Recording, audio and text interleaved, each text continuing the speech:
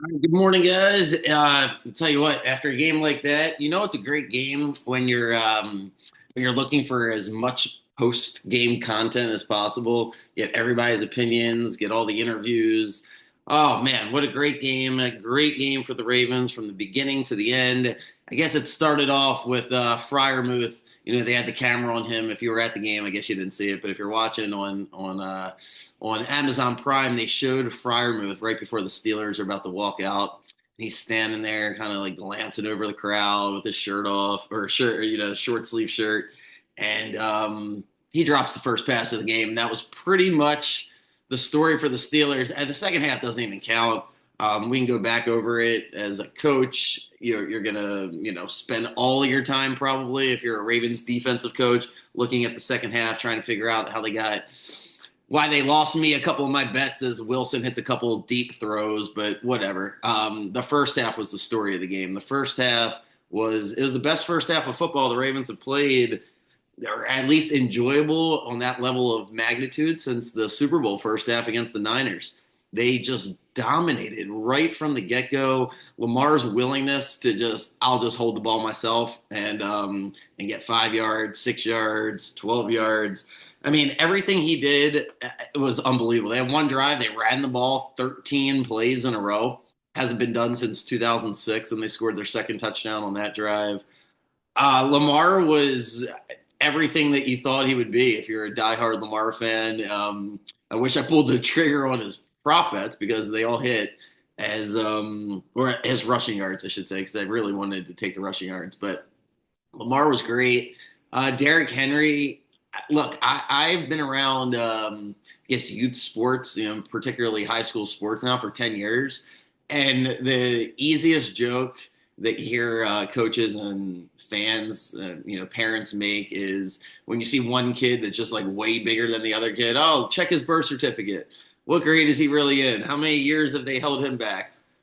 That's exactly what you feel like watching Derrick Henry. Like the other guys on the team don't seem like they should be in the same league with Derrick Henry. He is, I mean, he's going to go down on the short list of favorite Ravens here because he plays just like a Raven. I mean, he is the definition of what this franchise has been all about. It's like a Jamal Lewis 2.0. I mean, his power, if he gets one or two steps going, people are making business decisions his whole life, just getting out of the way. I don't know what the Steelers did in the first half. If you're rooting for Pittsburgh, that was about as demoralizing of a half as you could possibly imagine. It's like all your worst nightmares just came true. Tomlin lost the game for the Steelers when they didn't go for it on fourth and inches. Back to the Fryermuth character. He made a really good effort on 3rd and 10 to get 9.5 yards. It's fourth and inches. It's 7-0. They're on their own 30, but they decide to punt the ball. And at that point, you knew the game was over because if you don't think you can get an inch here, then you may as well just hang it up. I know Tomlin didn't want to go down 14-0 and give Lamar the short field, but you can't play Lamar that way. You can't play scared. If you watched, Notre Dame over the past couple of games, they're always going for it on fourth down. And whether or not it's the right decision, it's the right attitude. It's the motivation that the players need, and the Steelers really needed that. Like for them not to go for it on fourth and inches there was a losing mentality. The Ravens, they didn't go for their fourth and inches to start the second half because they're up 21-0. I would have liked to see them do that. They ended up with a perfect punt, and then Pittsburgh went 98 yards somehow to get the touchdown. But that was still the right decision for the Ravens. They're up 21-0. For Pittsburgh, though, they lost the game when they did that. They're down 7-0 as it is, but the short passing game was kind of open. Wilson was hitting 5 yards here, 6 yards there.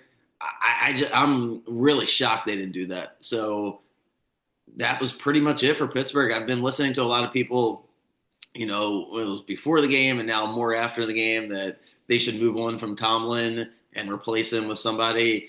Respectfully, if that's your opinion, you probably don't know much about football. There's no world where Pittsburgh would be better if they moved on from Tomlin.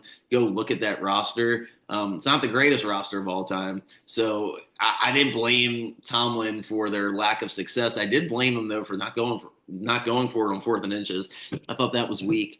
But Pittsburgh's just in a tough spot because I don't know, they don't have Lamar Jackson, so they don't have an opportunity to win the Super Bowl because they don't have Patrick Mahomes, Josh Allen, or Lamar Jackson.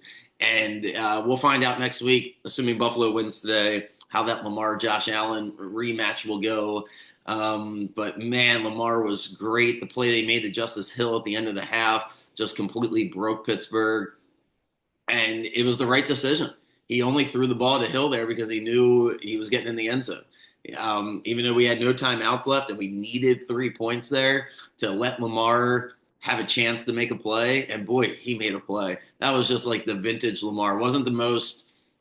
It's probably not even a top 100 highlight of his career. He's so good, but the way he manipulated that pocket and then stepped up, you can't play defense. You take yourself back to like backyard football. There's a reason why you have 3 Mississippi, 5 Mississippi, because after 3, 5 seconds, you can't guard somebody. It's impossible. Like it's just, oh my God, it was so. What a dramatic win for the Ravens. Lamar was perfect.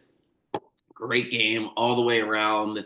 And yeah, Bateman made a huge play. Likely was available. Just great stuff. Pittsburgh they're gonna have to get a quarterback because Russell Wilson is not it. Russell Wilson's great. He did what he did in the second half yesterday, what he did with the Broncos last year. Numbers are good, but it's once the game's over, the defense starts sagging off. They're not blitzing. And yeah, he can still throw the ball. He's probably one of the top 15, 20 throwers in the entire world at just throwing the ball. But without his run capability, that it's just faded. The team needs to be perfect around him.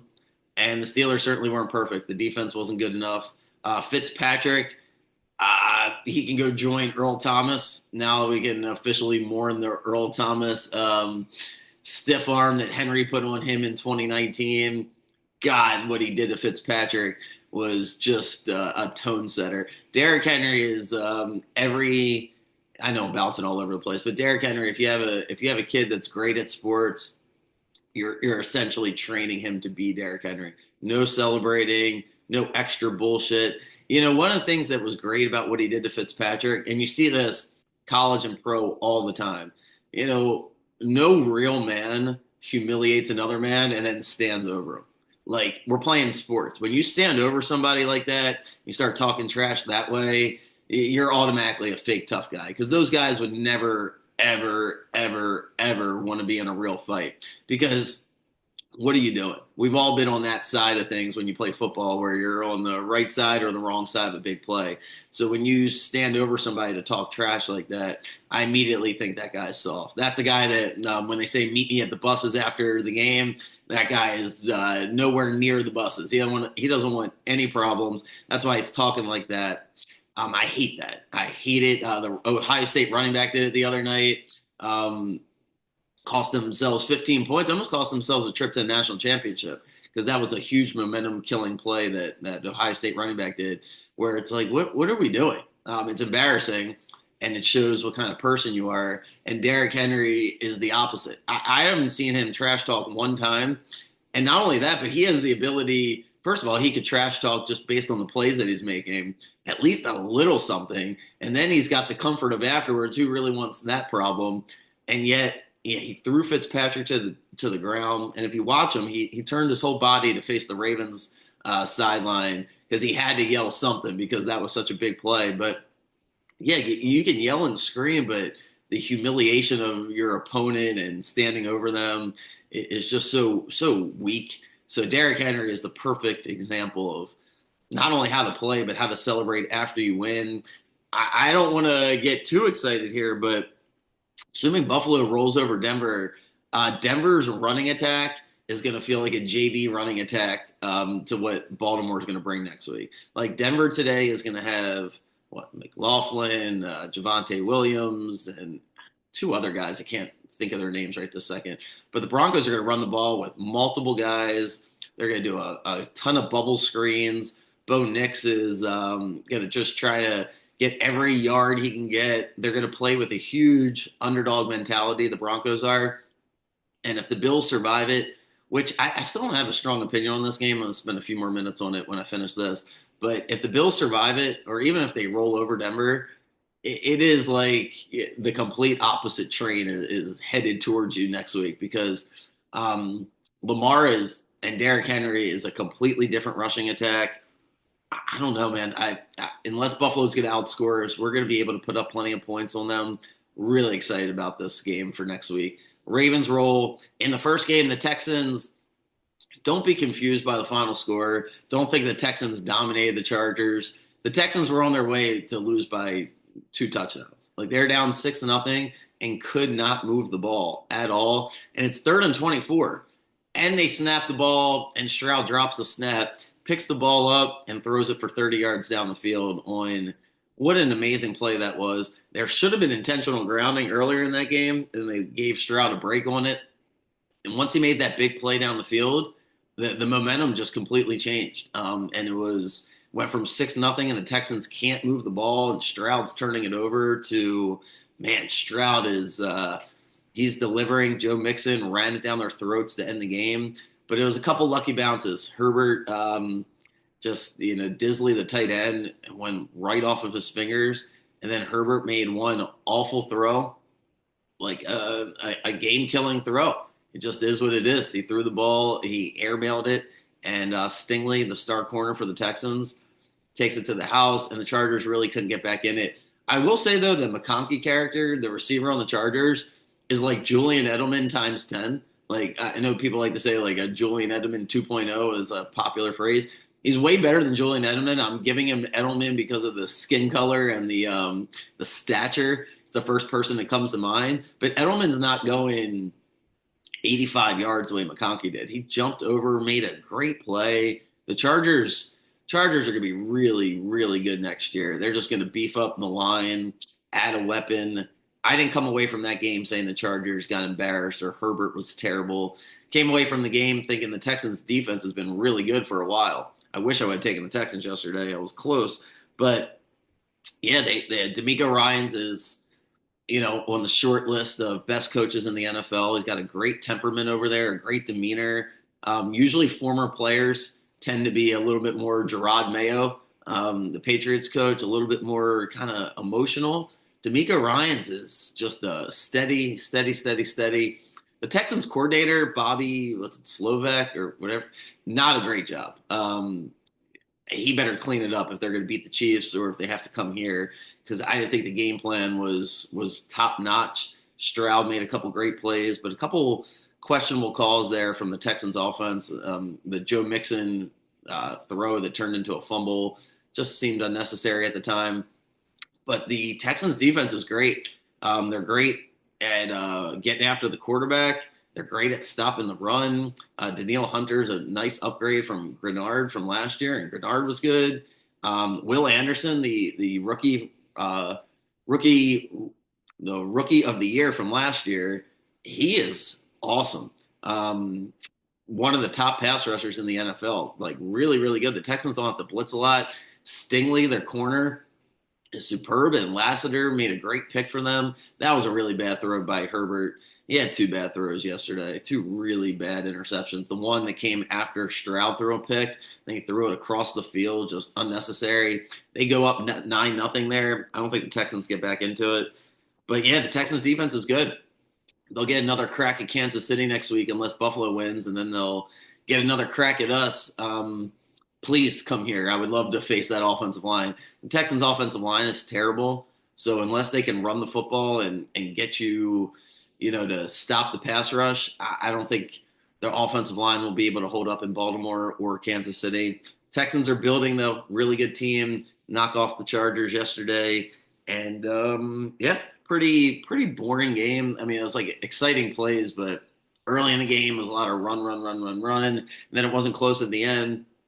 Obviously, the Steelers game wasn't close as the Ravens destroyed them. So, yeah, better teams won yesterday. I think if you play those games 10 times, you'll get the same result. At least in the Ravens game, 10 out of 10 times. The Texans, I think, are just a little bit better than the Chargers. Chargers need another weapon or two besides McConkey. That's really the only place the ball goes that Herbert feels comfortable.